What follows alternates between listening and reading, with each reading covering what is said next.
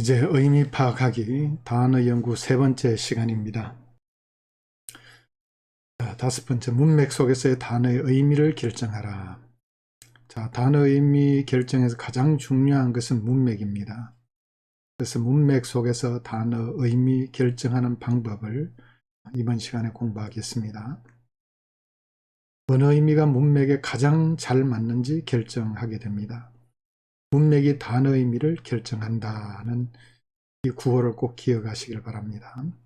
예를 들어 영어 nice 일반적인 의미는 여러분 잘 아실 겁니다. kind, considerate 그런 뜻입니다. 그런데 he is nice, 그는 친절하다 이런 뜻이죠. 근데 he is nice and fat, and fat이 들어감으로써 그는 젠체하고 살이 쪘다라는 뜻으로 이때 nice는 젠체한다는 뜻입니다. The pig is nice and fat. 자, 주어가 pig이 되고 and fat이 들어가게 되면 그 돼지는 맛있고 기름지다. 이때 nice는 맛있다는 뜻이 됩니다. 문맥에 따라서 이 nice란 뜻이 이렇게 다른 의미로 사용이 되는 겁니다. 자, 이 문맥에서 이 단어는 무슨 뜻으로 사용되었는가? 그 의미를 찾기 위해서 우리는 항상 힘써야 됩니다. 자, 이 부분은 단어를 주로 다루기 때문에 단어의 문맥을 염두에 두고 논하겠습니다. 자, 구원이라는 단어 앞에서 보았습니다만 문맥에 따라서 얼마나 다양한 의미로 사용되는지 우리는 보았습니다. 자, 문맥은 단어 의미를 결정하는 데 가장 중요한 요소입니다. 자, 이 점을 꼭 잊지 마시길 바랍니다. 문맥은 단어 의미를 결정하는 데 가장 중요한 요소이다. 자, 문맥의 중요도가 여기 나옵니다. 중요도가 나오는데 밑으로 내려갈수록 중요한데 제일 밑에 단어가 있다면 이 단어가 포함된 구절이 그 다음에 중요하고 그 다음에 단어가 포함된 본문이 중요하고 그 다음에 단어가 포함된 본문이 속한 책이 중요하고 그 다음에 단어가 포함된 같은 장르의 책이 중요하고 그 다음에 더 넓게 구약 혹은 신약, 소속된 구약이나 신약, 예를 들면 신약 본문 같으면 신약, 구약 같으면 구약 본문의 문맥이 중요하겠죠. 마지막 단계는 성경 전체의 문맥인데, 자, 이게 멀리 있다고 해서 안 중요한 것이 아니라 이 성경 전체의 문맥도 굉장히 중요합니다.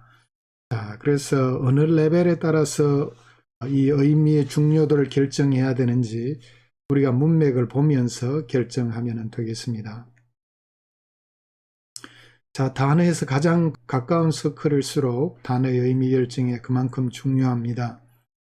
단어가 속한 구절, 그리고 단어가 속한 본문, 그 다음에 단어가 속한 본문의 전후 문맥, 단어가 속한 책 순서로 연구를 해 나가면 되겠습니다.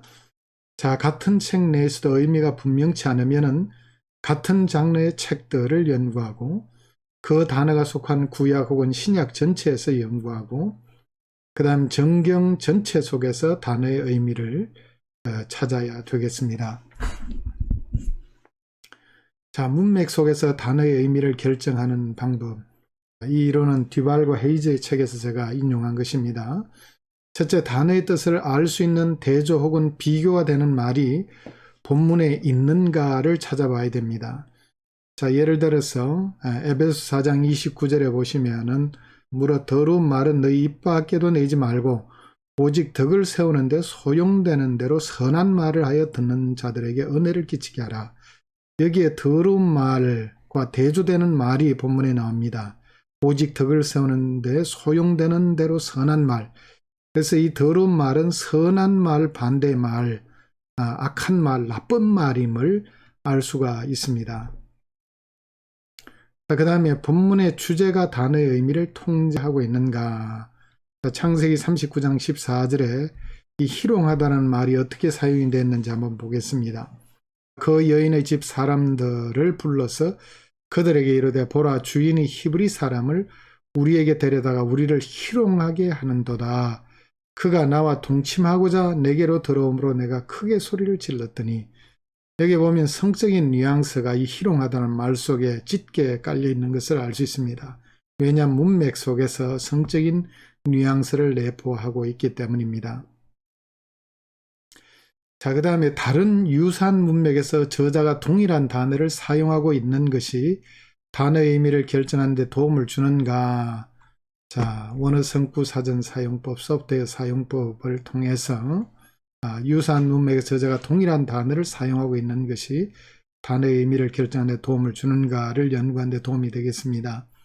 자, 요한복음 3장 16절에 하나님이 세상을 이처럼 사랑하사 독생자를 주셨으니 그를 믿는 자마다 멸망하지 않고 영생을 얻게 하려 하심이라.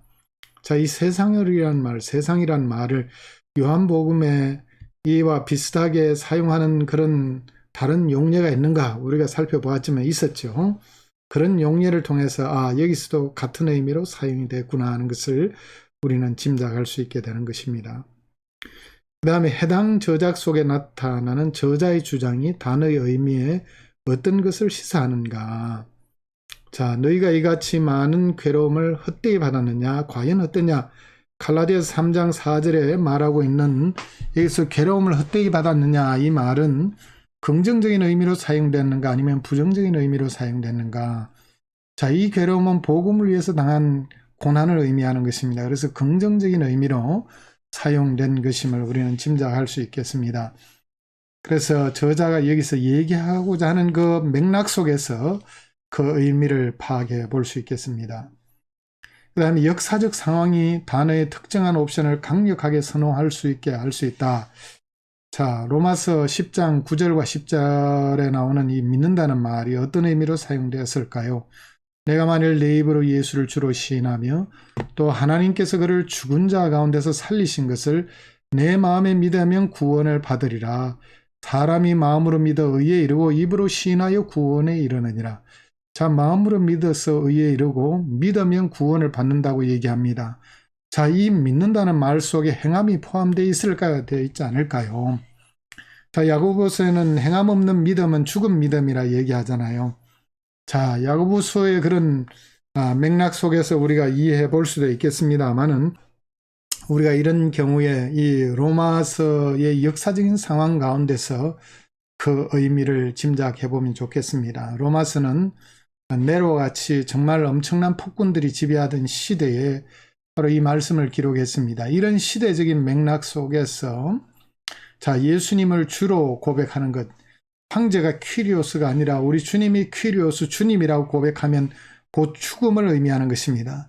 그래서 이 믿는다는 말은 이 로마서의 역사적인 상황 가운데서는 목숨을 내놓는 믿음을 말하는 것입니다. 자, 이런 맥락 속에서 믿는다는 의미를 생각할 때 이 믿는다는 것은 행함이 당연히 포함된 것입니다. 그래서 이런 역사적 상황도 단어의 특정한 의미를 결정하는 데 중요한 역할을 하게 되는 것입니다. 자, 문맥 속에서의 단어의 의미는 단 하나다. 이 말은 뭐냐면은 단어를 번역할 때 어떤 문맥 속에서 갖는 의미는 단 하나라는 것입니다. 특정 문맥 속에서 단어가 갖는 의미는 하나입니다. 단어의 뜻이 여러 가지 있다 할지라도 그 중에 하나만 선택해서 번역을 해야 된다는 말입니다. 자, 이에 대한 예외가 있는데 구약 성경에 야누스 대꾸법이라는 것이 있는데 이 야누스 대꾸법은 히브리어 한 단어가 가진 이중적인 의미에 기초해서 한 의미는 앞 콜론, 앞에 반절과 평행을 이루고 다른 한 의미는 뒤 콜론과 평행을 이루는 독특한 대꾸법입니다.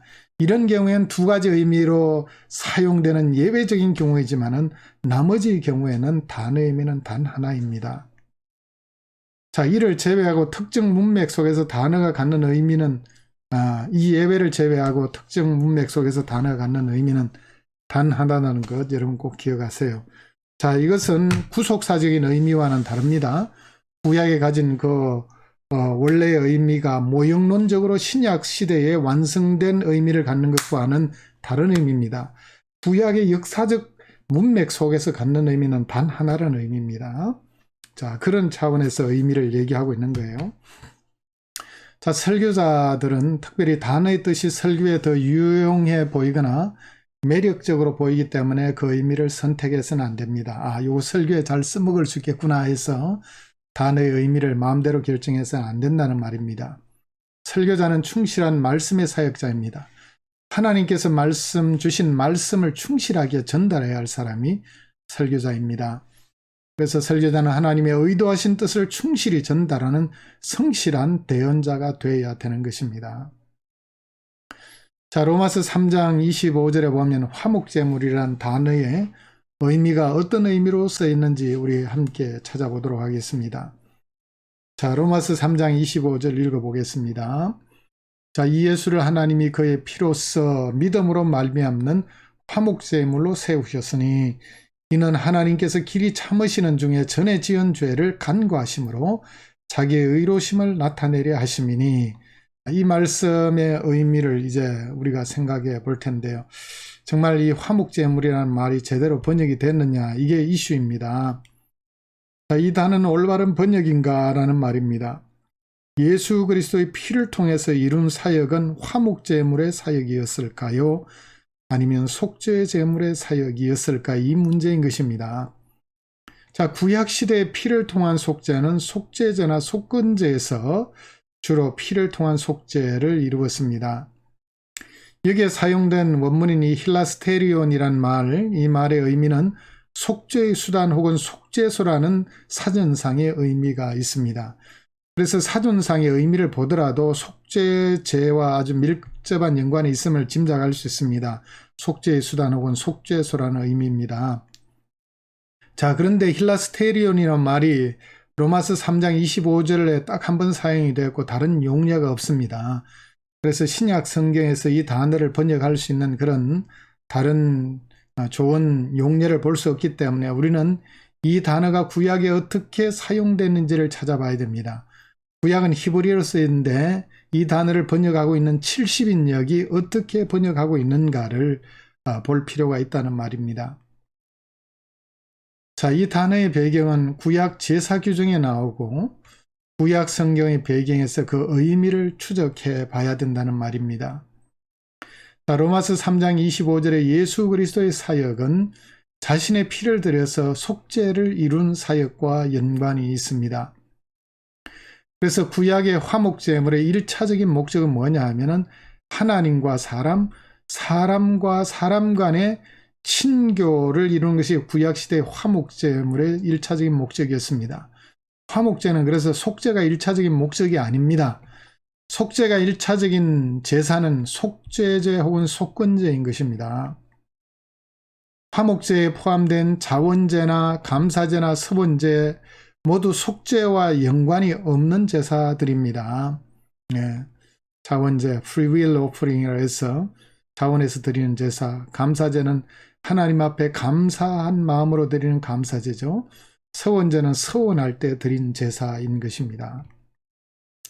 자, 그리스도의 피를 통한 대속사역은 무엇과 어울릴까요? 화목제와 어울릴까요? 속죄제와 어울릴까요? 화목제와는 잘 어울리지 않는 제사인 것입니다. 자, 힐라스테리온이란 말은 속죄제나 속죄의 수단이기 때문에 구약시대의 속죄일과 연관성이 많은 것 같은 용어인 것입니다. 구약시대 속죄일은 매년 종교적으로 7월 10일에 지켜진 절기이죠.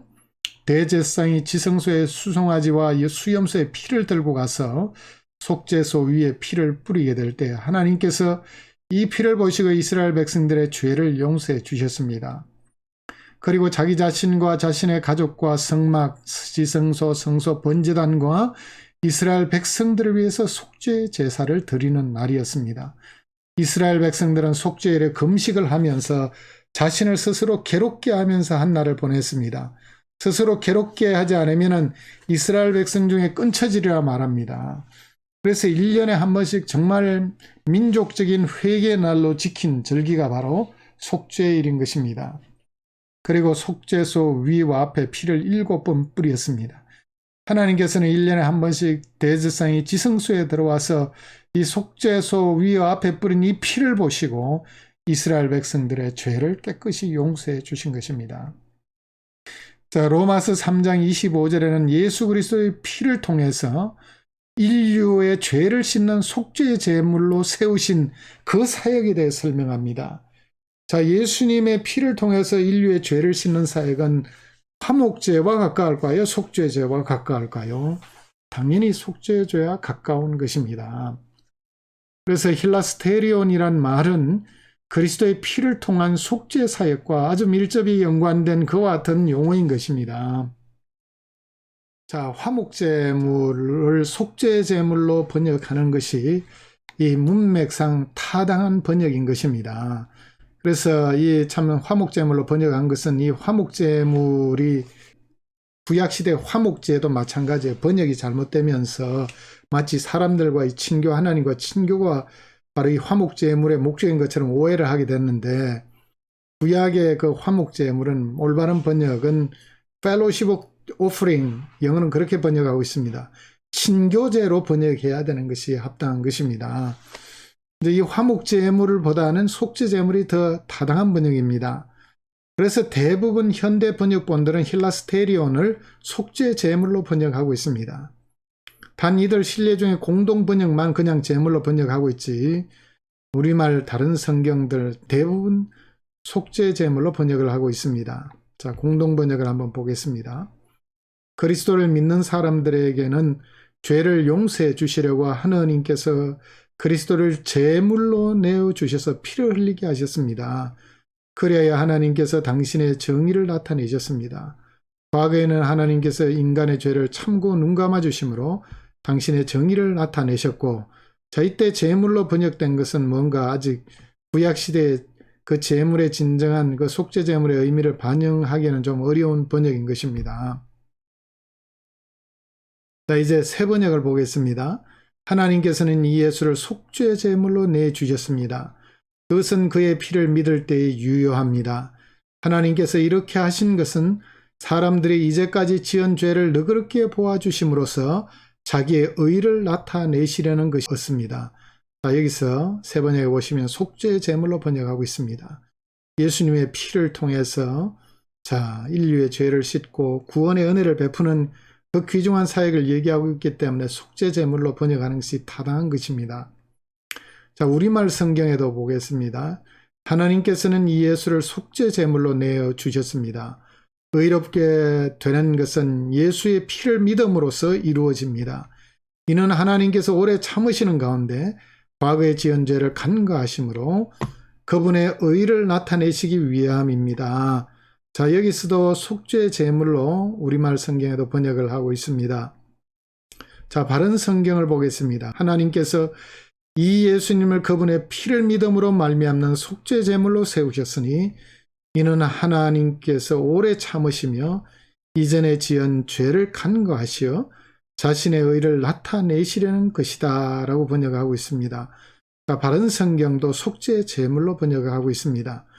그래서 후대의 번역본들이 여기 보시면은 아시겠지만은 화목제물이 문제가 많은 것을 보고, 특별히 힐라스테리온이라는 원문의 의미와 구약의 이 속죄제사의 의미를 생각할 때, 속죄제물 그리고 문맥을 생각할 때 예수님께서 바로 피로서 죄를 씻는 이 예수님의 사역이라는 이 문맥을 생각할 때 속죄제물이 더 적절한 번역임을 알고 이렇게 번역을 한 것입니다. 자, 로마서 3장 25절의 힐라스테리온의 의미 결정은 단어의 사전적 의미와 아울러서 구약적 배경이 아주 중요한 역할을 했고, 또 로마서 3장의 문맥도 중요한 역할을 했습니다. 이게 빠뜨렸는데 로마서 3장 25절의 문맥도 아주 중요한 역할을 했습니다. 그래서 단어의 의미를 결정한다는 한 가지로만 결정하는 것이 아니라 사전적인 의미, 용례, 또 배경, 그리고 문맥, 총체적으로 했는데 그 중에 가장 중요한 것이 문맥입니다. 문맥을 잘 봐야 됩니다. 이는 정경적 맥락이 단어의 의미를 결정하는데 중요한 역할을 한 대표적인 경우입니다. 자, 로마서 3장 25절에 바로 예수님의 피를 통한 속죄사에게 의미를 찾는 데는 구약의 레위기에 나오는 제사의 의미를 우리가 정확히 알 때 이 단어의 의미를 정확히 번역할 수 있게 됩니다. 그래서 이런 경우에 정경적 맥락이 정말 범위가 넓지만은 단어의 의미를 결정하는 데 중요한 역할을 하는 것을 우리는 보게 되는 것입니다. 이번 시간 여기까지 하겠습니다. 감사합니다.